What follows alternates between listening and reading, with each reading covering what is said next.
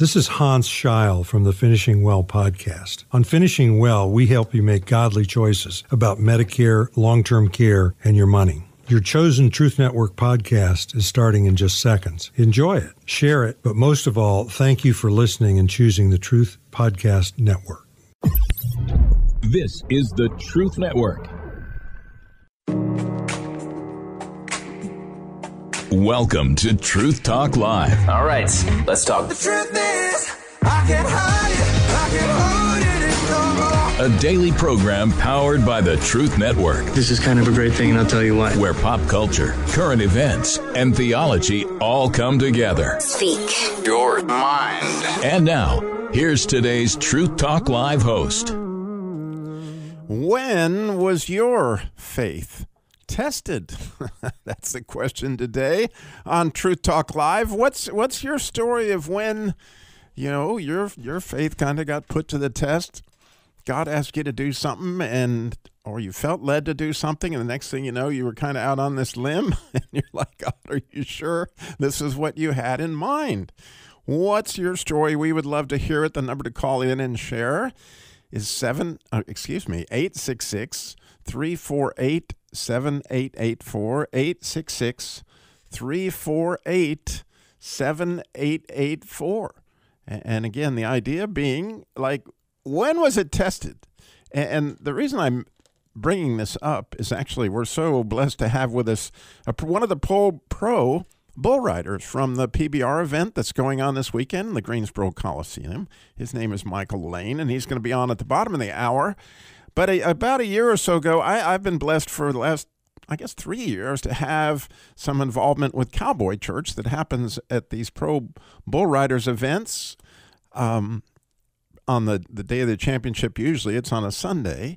And so this Sunday, actually, at 9:30, we're going to be having Cowboy Church at the Greensboro Coliseum. But last year, one of the events I did was in Mill Springs, North Carolina, which I don't know if you've ever been out there, but oh my goodness, it's almost like Disney World out there. There's all these pavilions and arenas. It really kind of blew my mind what all was out there when we got out there. And ESPN was out there filming it, and they were actually, I was kind of surprised that they filmed my talk at the Cowboy Church.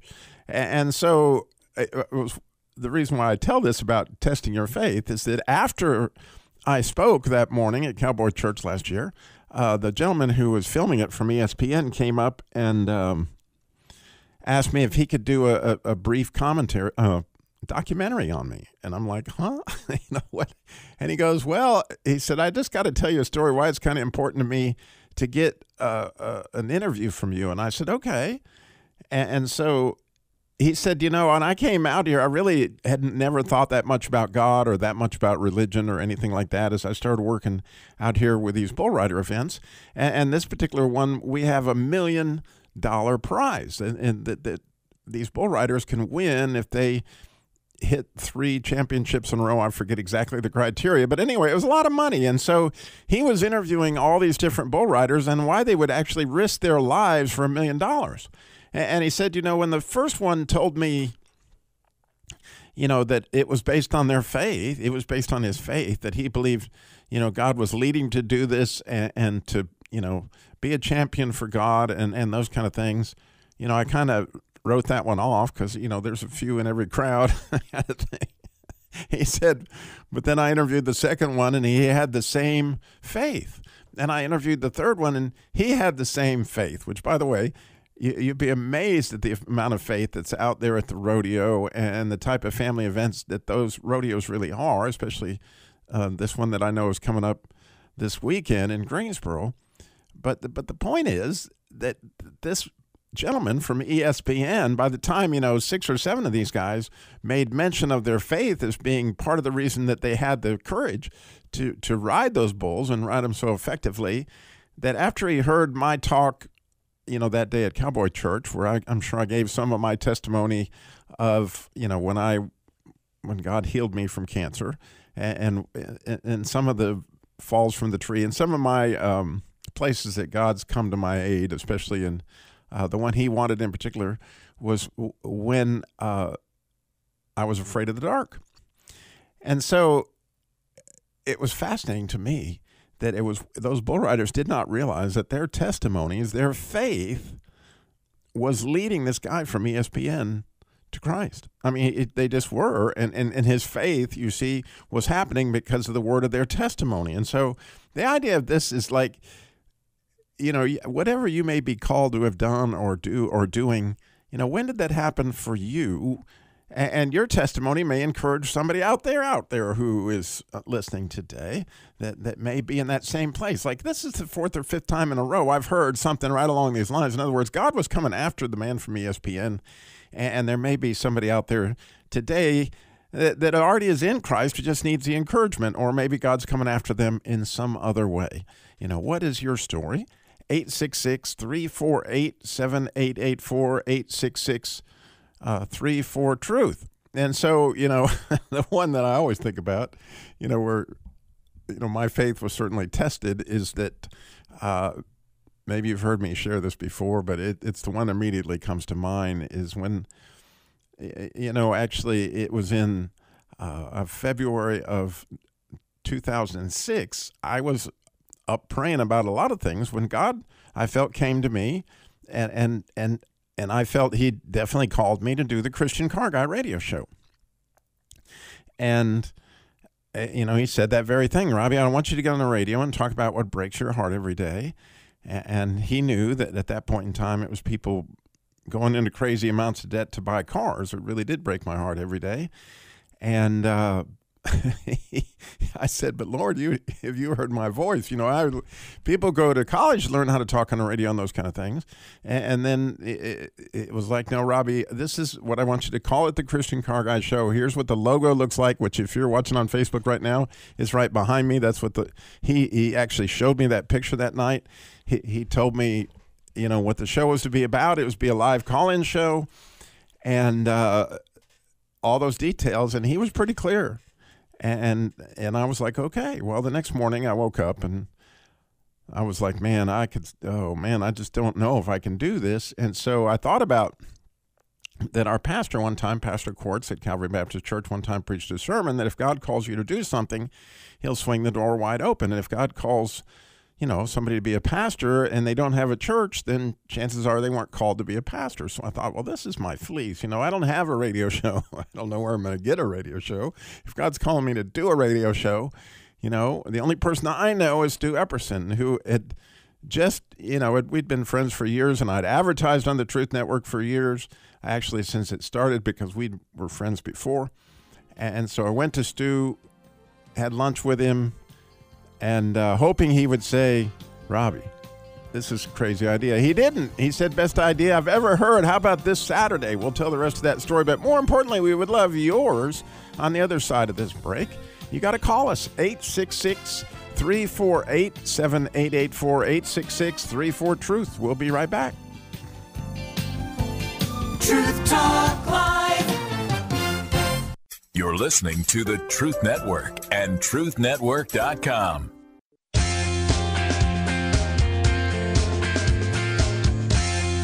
When was your faith tested today on Truth Talk Live? We would love your story. 866 is the number to call in, 866-348-7884. And so to finish up my story, you know, Stu said, how about this Saturday? And here I was, just absolutely terrified. I came in that Saturday morning sitting in the very seat I'm sitting in, and the producer came in, not unlike my friend Nick sitting over there, and he said, man, you must really like to talk on the radio. I was terrified. Terrified would be an understatement to what I was.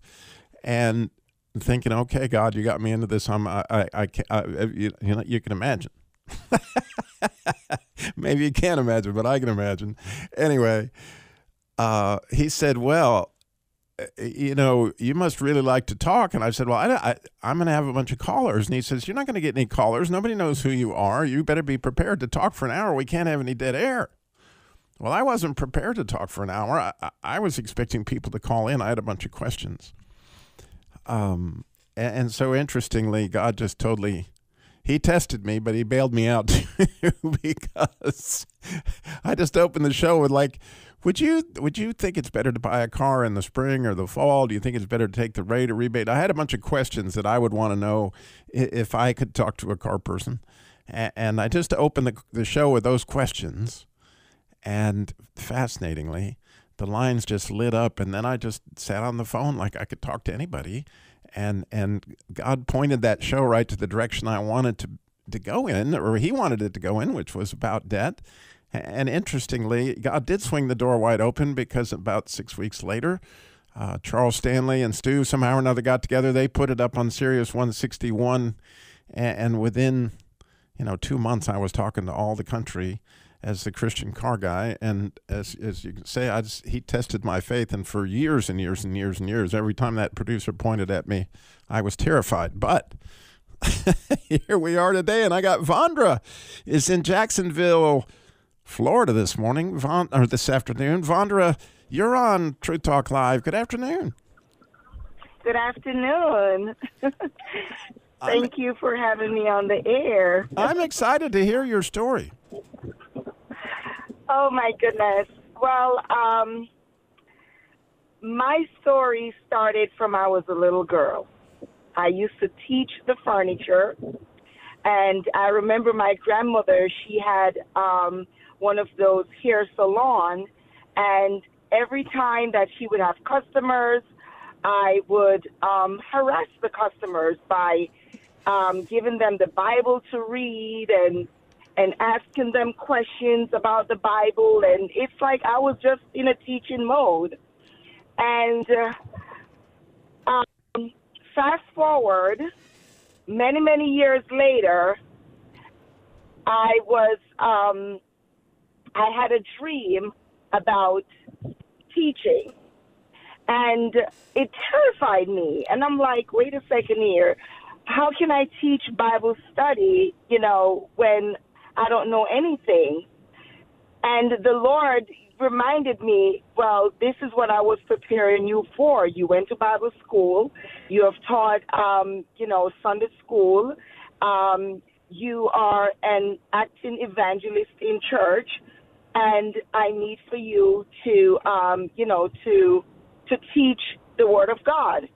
And I spoke to my husband about it, and I called two of my friends, and I told them, what was placed in my spirit, and they were like, you have to start this Bible study.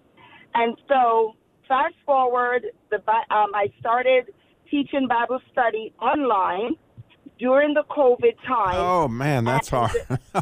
Wow. And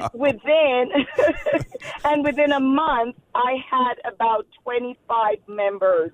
Wow. On the Bible study.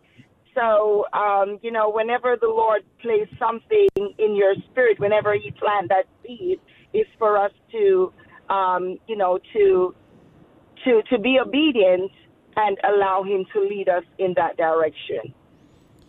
Yeah, and those Zoom, I remember, when COVID happened and I was doing our Sunday school class at church, and we went to that. It was so awkward, and there were so many people would drop off and drop on, and I bet it was a real interesting time between you and the Lord.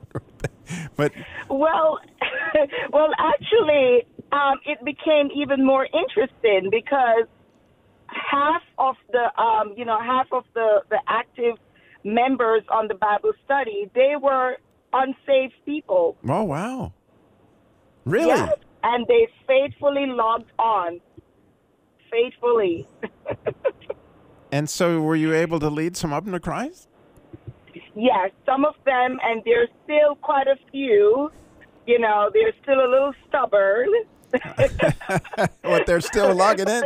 They're doing the studying, but they're still logging in. Here we are, right? 4 years later. Yes. Good for you. How many people are attending now?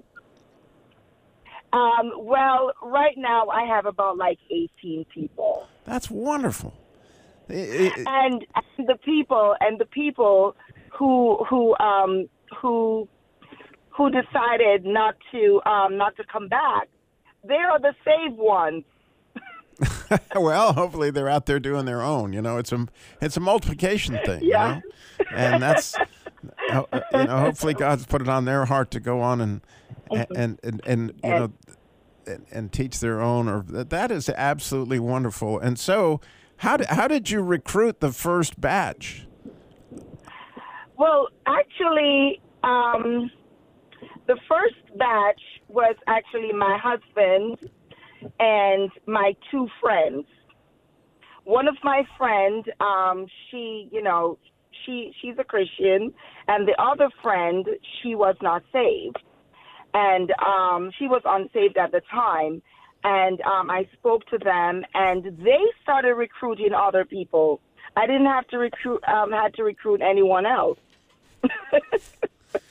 And so, was it the unsaved person that recruited the other unsaved people? Yes. Well, there's a lesson for all of us there. Actually, she kind of like recruited both. Right. She recruited saved and unsaved, yes, but mostly unsaved.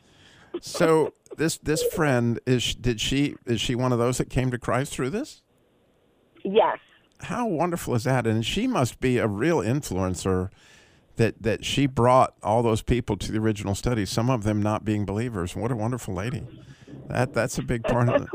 But, you think it's no accident that God put your husband in your life and these people, that he prepared all these things in advance for you is really a beautiful thing, Vondra. What a wonderful testimony. I'm so glad you called in today. I hope it encourages somebody else. So you had a dream. Yes, I did. I had a dream, actually, giving birth to a baby boy, and there was this man in the room in a white gown. He delivered the baby, and there were three people in the room, a man who's a doctor, who's supposed to be the doctor. Oh, wow. I hate we got to go to a break, Vondra. I hate we do, because I got to hear more about this dream, but if you'll stay with us, we will on the other side of this break. So we got Vondra, we need you. 866-348-7884. We'll be right back. Truth Talk Live. You're listening to the Truth Network and truthnetwork.com. Welcome back to Truth Talk Live. Today's question, when was your faith tested? And wow, did we have a call right before the break from Vondra in Jacksonville, Florida, to catch some of you up who may not been with us at the beginning of it. She had as a child, she would teach the furniture Sunday school classes or the ladies in her mother's hair salon. And then later in life, some people started to prompt her that she maybe needed to do something. And then she had a dream. And when we left Vondra, actually, during this Bible study, she had several people convert to Christ. Amazing Bible study. But we were getting into the depth of the dream there before the break. And you said that somebody was having a baby. Take us back to that, Vondra. Yes. Thank you for listening. I dreamt that I was in this room and I was giving birth to a baby. And this man, he was in the room in a white gown, and he delivered the baby, a baby boy.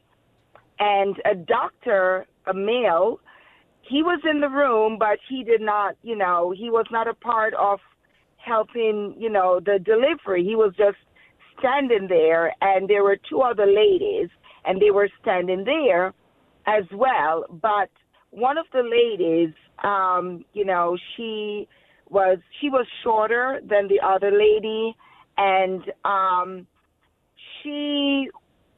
the baby was handed to me, and then the man in the white gown, he took the baby back from me, and then he gave the baby to her, for her to to clean the baby up, tidy the baby, and then gave the baby back to me. And I woke up out of my dream, and I was very troubled by it, because I am like Sarah. I am beyond childbearing years.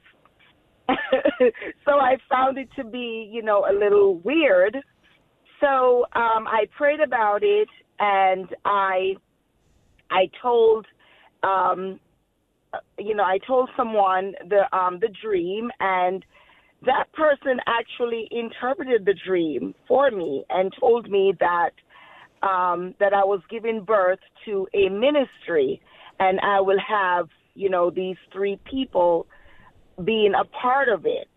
And I will have that one particular lady, she will be more active within this ministry. And about a year later, the Bible study came forth. Right. And that lady was the one that, yeah. What an amazing story. One who actually got the unsaved and the saved folks being a part of it. That is a spectacular story to hear the whole thing. I'm so glad I got the details on the dream, and that there was somebody there that interpreted that for you, and then how true it became that lady was just instrumental in cleaning up your baby. I love it.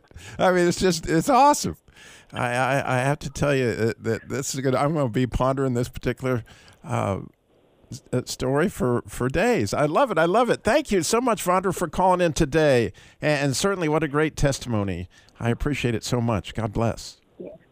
God bless. Thank you. Thank you, Vondra. So what's your story? We'd love to hear how your faith was tested. 866-348-7884. We are very blessed now to have Michael Lane with us. He is one of the bull riders in the upcoming Professional Bull Riders event in the Greensboro Coliseum coming up tomorrow night and Saturday and Sunday.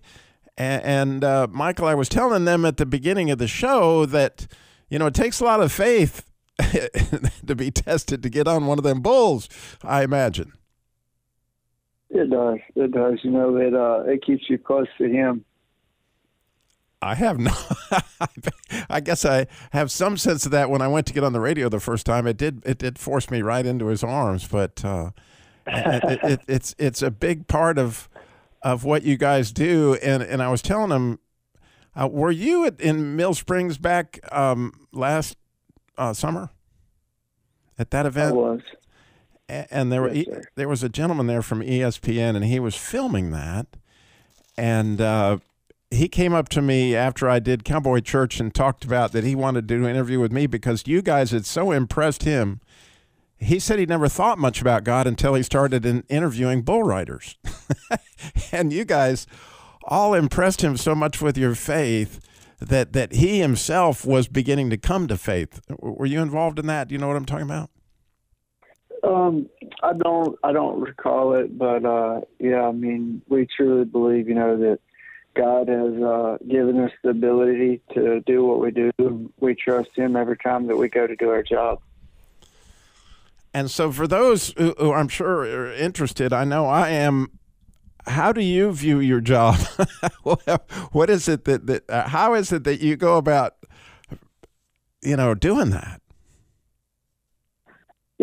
I think it's very normalized to us, especially somebody like me who's been professional for 16 years. And essentially I started at the age of 4 on sheep. And that means I've competed for 30 years. So over the course of 30 years, it's became very normalized to me. I realized to the average eye that riding bulls is not no ordinary job. But, I think it's just like anything else you choose to do in life. You work hard to become better at it no matter what it is. And hard work and consistent actions brings consistent results. Yeah, and is this something that's done year-round? It is, even if we're not competing at the PBR level, being that this is how I pay my bills. We compete every weekend, pretty much all throughout the year. We have a little bit of downtime around December for the holidays and stuff, but yeah, we're pretty much traveling every weekend, going to a different town, a different place, riding different bulls. And, how, from what I've seen of it, and I'm by no means an expert, but the bull really determines a big part of the equation, right? There's two athletes in each particular, session, right? There's the bull itself, and then there's the cowboy, and getting the right bull is a big part of it, right? It is. Being able to show up and know that you have a good bull. And on paper, people will say, well, he's going to ride this bull no matter what. I always tell people it's not a given sport. You have to show up and be present each and every time. And it don't matter how many buckles you won or how many events you won. You still have to show up and be that person determined and ready to win each and every weekend. I really love that. It does require being present, right? Because even though you've ridden that same bull maybe 4 or 5 times, it probably isn't anywhere close to the same ride twice, is it?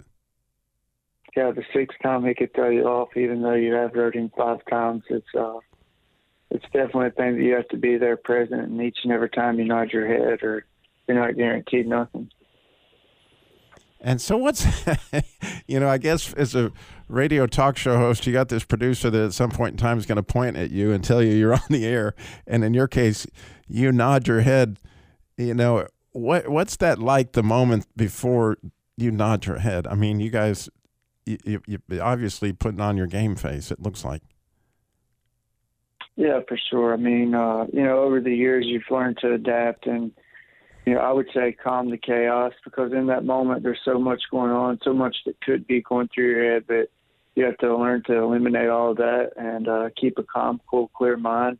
And same thing, you just have to be present in that moment. If you're not present when you do nod your head, the bull turns a certain way and your body don't react to it because you was thinking too much when you hit the dirt, and all the training you did throughout the week can't really take a hold. So, yeah, you just stay calm and cool and know that all your hard work you've done through the week is about to pay off for you, and you just show up and enjoy the process.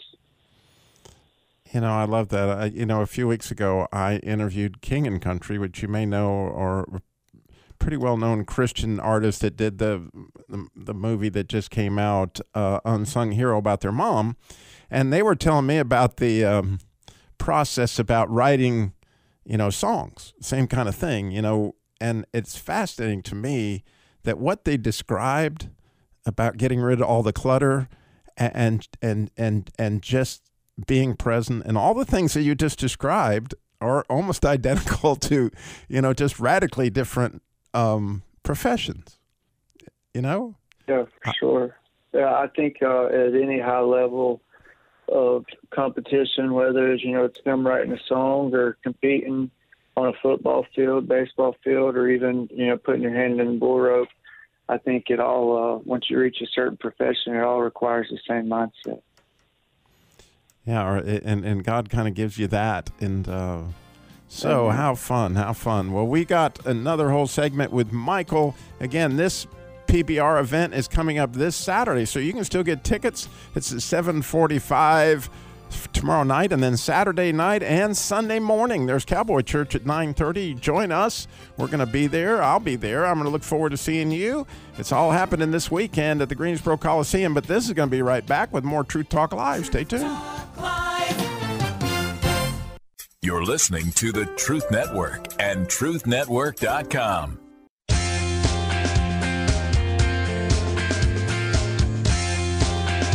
Welcome back to Truth Talk Live. Today's question: when was your faith tested? When was your faith tested? We are talking about, these guys that ride bulls. We got Michael Lane with us. He's a professional bull rider. He's going to be in Charlottesville, I understand. That event is coming up, I guess, on the 29th. Is that right, Michael?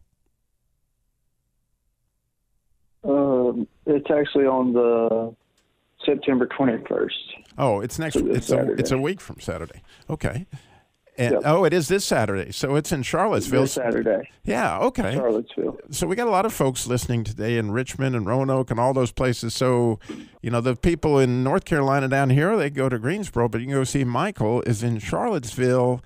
And there's plenty of tickets available. Michael, you have some understanding of the pricing of those? Yeah, it's at the John Paul Jones Arena, Saturday, September 21st. You can get tickets starting at $15 at Ticketmaster.com. the Paul Jones Arena box office or at PBR.com. Yeah, there you go. And you can go see Michael. That's in Charlottesville. And again, for those who are in the Winston-Salem, Greensboro, or even in Raleigh, we've got the one in the Greensboro Coliseum, and that one's Friday, Saturday, and Sunday. And then we got Cowboy Church.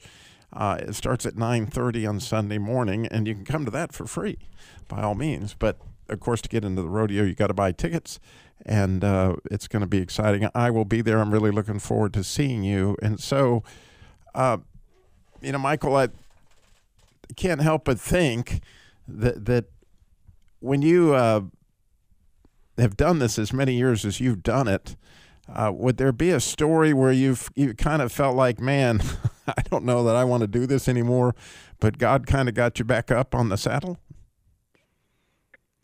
Yeah, I'd say, there's been plenty of that happened throughout the career, but he's always brought me to my lowest to prepare me for my best. Example, in 2013, I had shoulder surgery, set out on the sidelines for 2 years, being at the lowest I'd ever been in my career, and then bounced back in 2015, qualifying for my first World Finals. And, I think it's just an example showing you that when you're in low times, that God's just preparing you for what he has ahead of you. It's interesting that you say that. I was studying this week, the idea that when God told Abraham and Isaac and all them about their futures, in some cases he said, see if you can count the stars. But when he talked to Jacob, he said, count the grains of sand. So, and it's interesting that it's taught that, often we have to get down there in the dirt before we can get shot to the stars, because, it's an interesting thing that you got to be kind of die to yourself before you get a chance to really be born again. So it all fits into that same equation. As I can only imagine what it was like, having the shoulder, because what kind of thing happens that you get your shoulder? I mean, did the bull actually stomp on you, or what happened? Just landing just wrong, or landing just right. It created that, and then I went back. I had one surgery and thought I was ready. Went back and it wasn't ready, so then I had to go back and have another surgery. And it really tested my faith for those 2 years to know that this is truly what God was calling me to do, and he gave me the mindset, the potential to be able to do this. Wow. And so you said it was your first finals. Have you then made it back again? Yes, sir. I've qualified for 5 and competed at 3. The other 2 I didn't get to because of injuries. Oh, wow. And so the ones you competed in, how did you finish? I don't exactly remember, but to make the World Finals, you were in the top 40 guys in the world of professional bull riding. Wow. And so, and you had talked about at the very beginning that when you said you started out on sheets, tell me exactly what that means.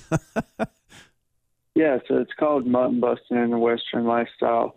Me, being at the young age of 4, my brother-in-law rode at amateur levels. I went to watch him, and I seen that the younger kids were riding sheep, and that's how they started out. My siblings had 4-H sheep at home that they took to the county fairs and showed, and I told my parents, that I wanted to start riding them like the kids did. And with a lot of support from my family and my parents, I went from sheep riding to calf riding to mini bulls, and then on to high school rodeo. And then once I graduated and turned 18, I just had a main focus on being a professional bull rider.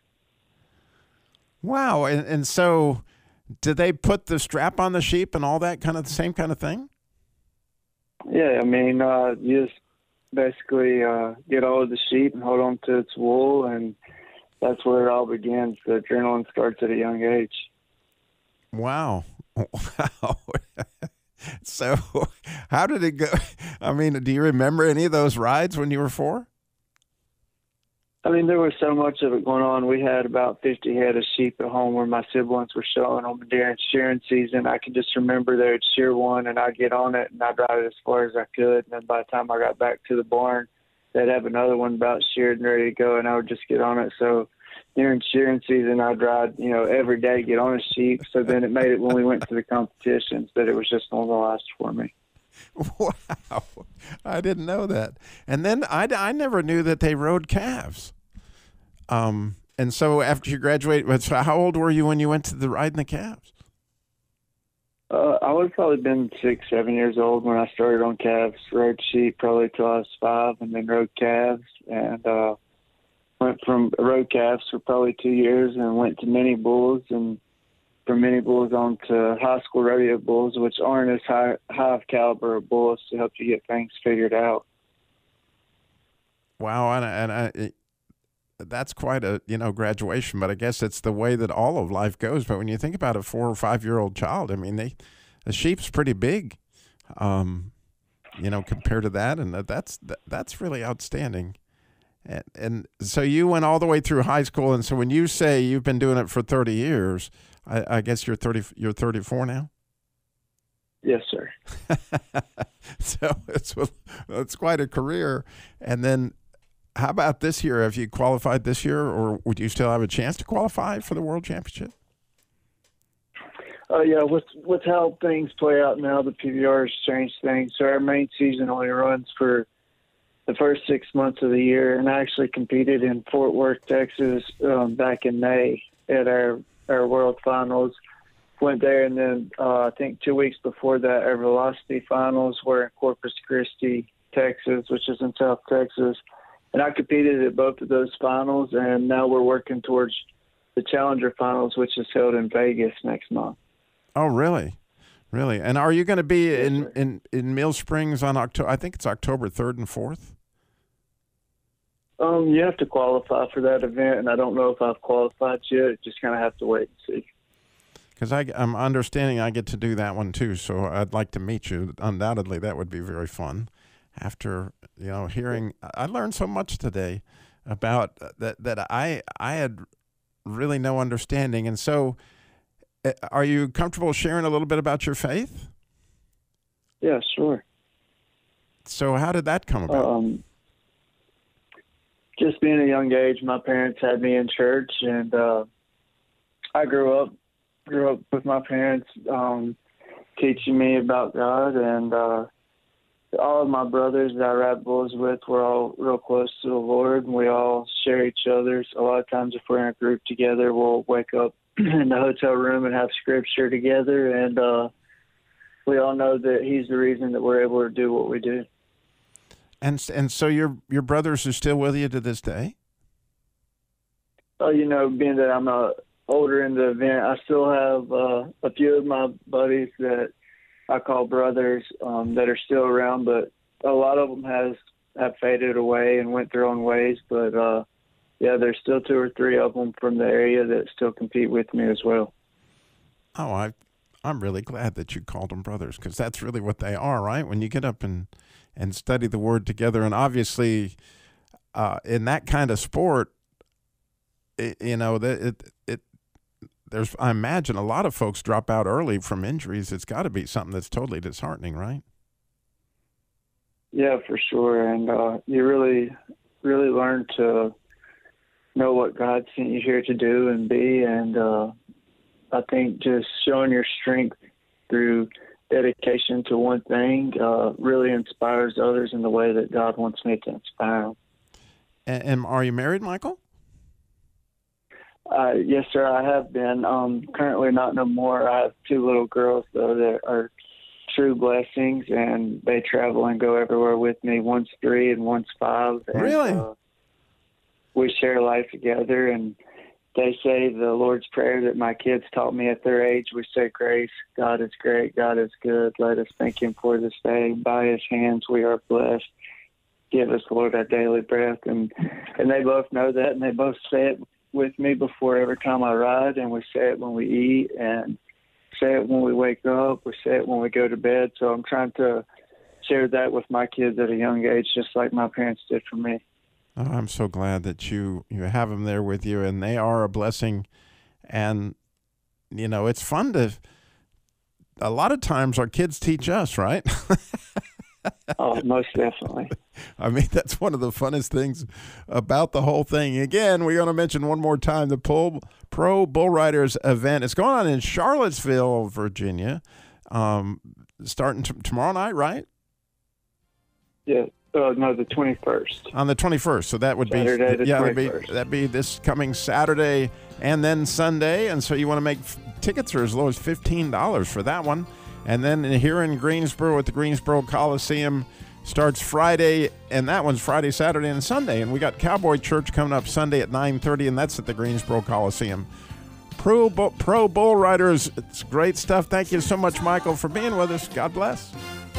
Another program powered by the Truth Network.